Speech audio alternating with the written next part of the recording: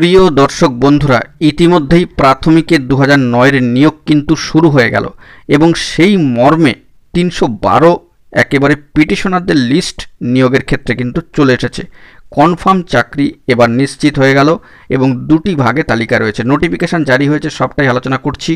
Official প্রশাসনিক website থেকে notification আপনাদের সামনে রেখে যাবতীয় বিষয়ে বিস্তারিত আলোচনা হবে এবং কি জরুরি তথ্যাদি উঠে আসছে সবটাই কিন্তু বিস্তারিত তুলে ধরব।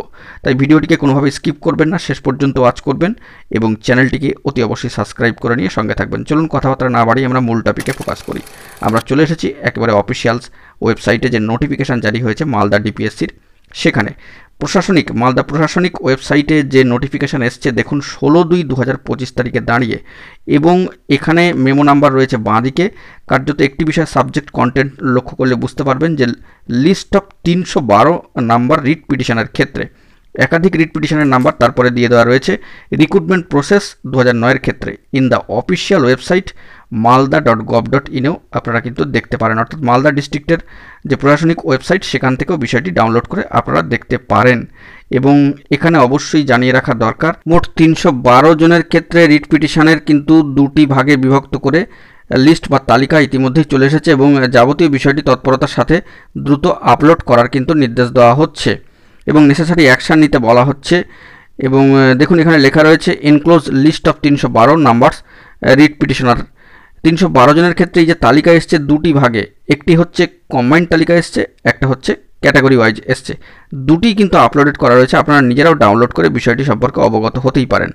তো এখানে আমাদেরকে দেখে নিতে হবে যে কাস্ট ক্যাটাগরি ভিত্তিক যে পরিসংখ্যান সেই তালিকাটা একটু স্পষ্ট করে দেখে নিতে হবে যে এসসি এসটি ওবিসি বা পিএইচ থাকলে সেক্ষেত্রে কতজনের কতটা কি সিট পড়েছে সেই অংশটি, অর্থাৎ কার ভাগে কতটি করে সিট বা শূন্যপদ সংখ্যা এসেছে।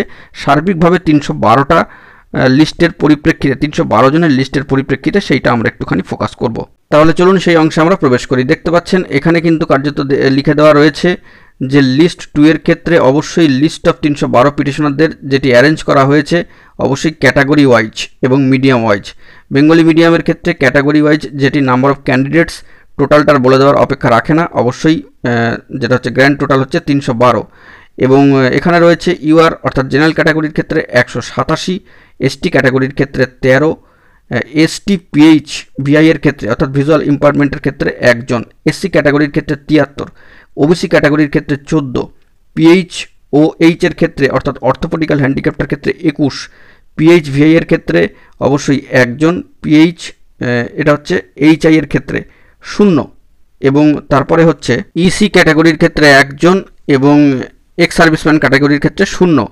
বুঝতেই পারছেন এক্স সার্ভিসম্যান ক্যাটাগরির ক্ষেত্রে কিন্তু শূন্যপদ সংখ্যা অর্থাৎ নাম্বার অফ ক্যান্ডিডেটস নেই, এবং পিএইচ এইচআই এর ক্ষেত্রে অর্থাৎ হিয়ারিং ইম্পারমেন্টের ক্ষেত্রে কিন্তু নেই। বিষয়টি মাথায় রাখতে হবে। এর টোটাল ফিগার হচ্ছে 311 বেঙ্গলি মিডিয়ামের ক্ষেত্রে ক্যাটাগরি ধরলে। এবং পরে যেটা দিয়েছে হিন্দি মিডিয়ামের ক্ষেত্রে সেখানে জেনারেল প্রার্থী অর্থাৎ ইউআর ক্যাটাগরি আনরিজার্ভড সেটা হচ্ছে 1 জন, সেখানে মিডিয়াম টোটাল একটাই, তাহলে কার্যত 311 আর 1 হচ্ছে 312। এই পরিসংখ্যানটি কিন্তু স্পষ্ট ভাষায় অত্যন্ত সুষ্ঠুভাবে তুলে ধরা হয়েছে, যা অবশ্যই এই কার্যক্রম বা পদক্ষেপকে সাধুবাদ জানাতেই হচ্ছে। এরপর যদি আমরা 312 মূল তালিকায় চলে আসি তবে কিন্তু দেখব নিখুঁতভাবে সমস্ত বিষয়গুলিকে সাজিয়ে পরপর এইভাবে কলম করে রো করে যাবতীয় বিষয়গুলো ক্যান্ডিডেটদের যাবতীয় তথ্যাদি কিন্তু দিয়ে দেওয়া হয়েছে। দুটি ভাগে তালিকা এসছে, ইতিমধ্যে আপনাদেরকে জানিয়েছি। অবশ্যই কম্বাইন্ড তালিকা একটি এসছে এবং ক্যাটাগরি ওয়াইজ তালিকা এসছে। দুটি malda.gov.in যে অফিসিয়াল ওয়েবসাইট সেখান থেকে আপনারা ডাউনলোড করতে পারেন, নোটিফিকেশানও সার্চ করে দেখতে পারেন, যাবতীয় বিষয়টি স্পষ্ট হবে। এবং কাট অফ কোথায় কি গিয়েছে, কত টোটাল এসছে না এসছে, সমস্ত প্রার্থী ডিটেলস সমস্তটাই কিন্তু দিয়ে দেওয়া হয়েছে অত্যন্ত সুষ্ঠুভাবে এবং জরুরি ভিত্তিতে পদক্ষেপ নিয়ে। তো এই ভালো খবরটাই কিন্তু উঠে আসছে মালদা প্রাথমিকের 2009 রিক্রুটমেন্ট প্রসেসকে অবলম্বন করে। এখন এটুকুই, সকলে ভালো থাকবেন, চ্যানেলটিকে অতি অবশ্যই সাবস্ক্রাইব করে রাখবেন জরুরি আপডেটগুলি পাওয়ার জন্য। ধন্যবাদ।